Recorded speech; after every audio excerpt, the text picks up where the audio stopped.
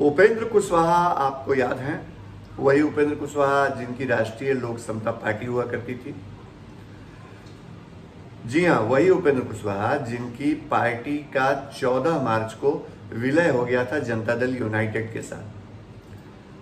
उपेंद्र कुशवाहा को याद करने को लेकर के हम इसलिए पूछ रहे हैं क्योंकि आजकल वो इस तौर पे सक्रिय नहीं दिखते हैं जैसा वो कभी अपनी पार्टी के राष्ट्रीय अध्यक्ष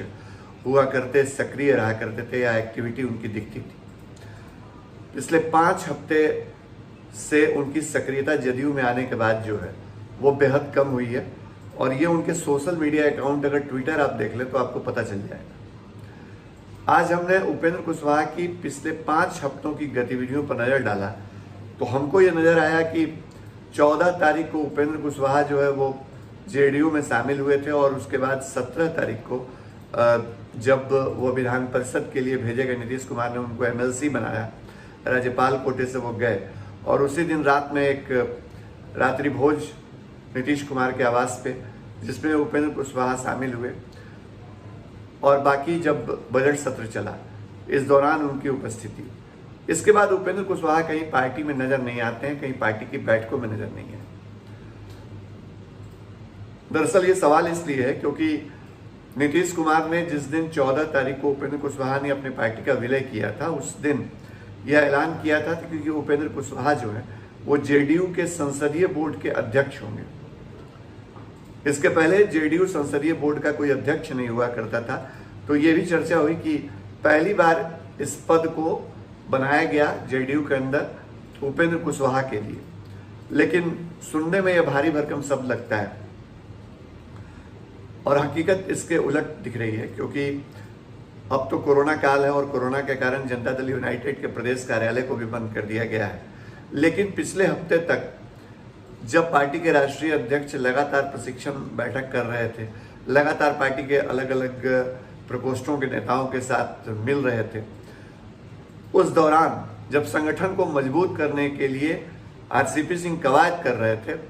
कभी भी उपेंद्र कुशवाहा के दर्शन नहीं हुए, उपेंद्र कुशवाहा पार्टी दफ्तर में नहीं पहुंचे।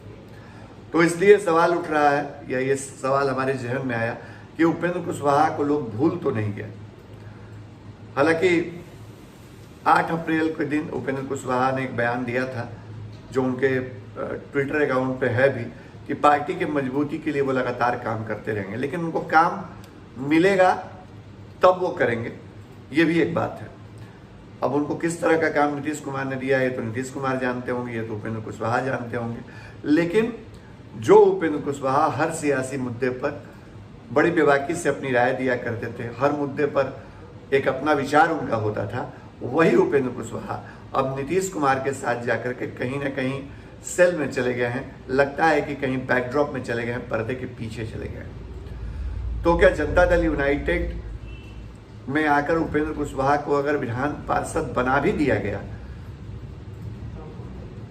और उनको नेपथ्य में कहीं भेजने की तैयारी हो गई या अगर वो नेपथ्य में जाते दिख रहे हैं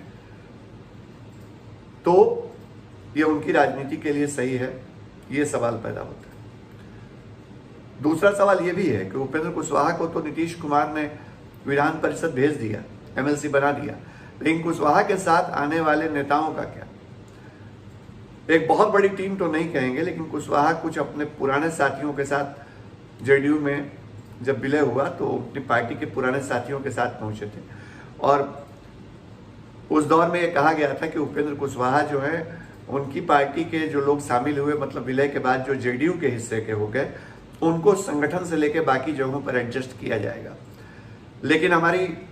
बातचीत हुई पार्टी के जो संगठन का काम देखने वाले लोग हैं और हमने उनसे जब मोटे तौर पे ये पूछा कि कुशवाहा की पार्टी से आए, मतलब रालोसपा से आए कितने लोगों को संगठन में बहुत सारे अति पिछड़ा प्रकोष्ठ, अल्पसंख्यक प्रकोष्ठ, बहुत सारे प्रकोष्ठों का पुनर्गठन हुआ है,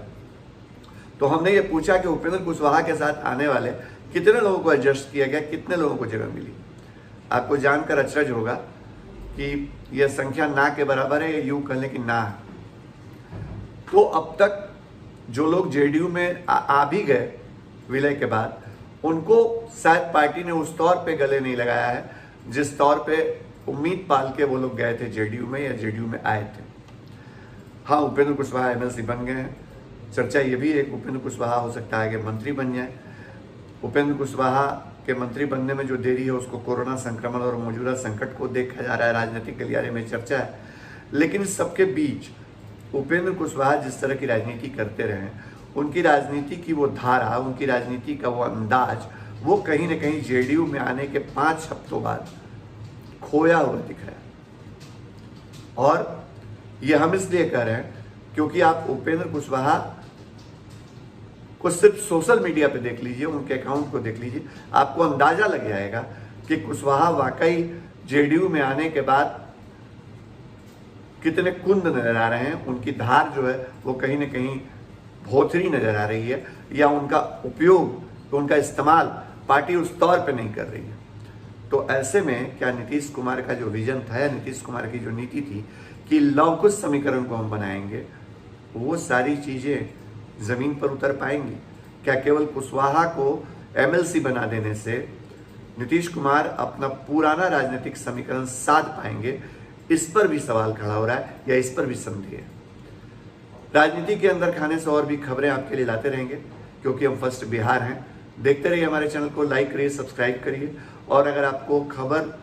अच्छी लगे तो दोस्तों तक शेयर भी करिए। ये जरूर बताइए कमेंट बॉक्स में कि हमारी खबर आपको कैसी लगी। नमस्कार।